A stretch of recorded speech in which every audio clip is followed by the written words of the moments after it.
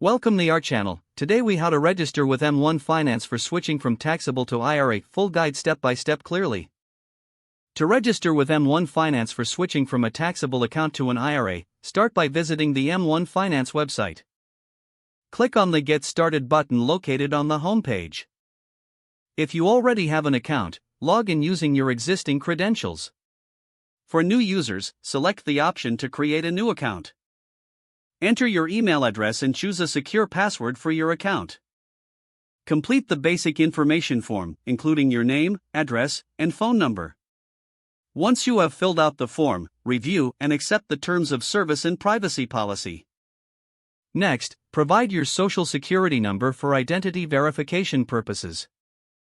M1 Finance will ask a few questions about your financial situation and investment experience. Select the type of investment account you wish to open, which in this case is an IRA. Choose between traditional IRA and Roth IRA based on your financial goals. If you're switching funds from a taxable account, you may need to fill out a transfer request form. This form will require details about the assets you wish to transfer. Follow the prompts to ensure you correctly enter all necessary information. Include any required documentation as specified by M1 Finance during the account setup process. After submitting your application, monitor your email for confirmation and any next steps. Once your IRA is approved, you can begin transferring funds from your taxable account. Check for any fees or tax implications associated with the transfer. Once funds are available in your IRA, start to explore investment options that align with your goals. Review and adjust your portfolio as needed to suit your investment strategy.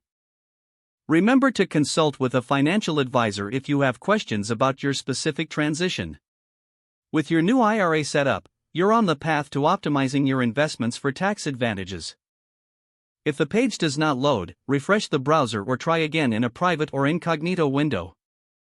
Make sure you are using the correct email address, then retype it carefully to avoid small typos. If your password is not accepted, use the reset option and create a new strong password you can remember. Check your spam folder for verification or security emails, then complete any requested confirmation steps.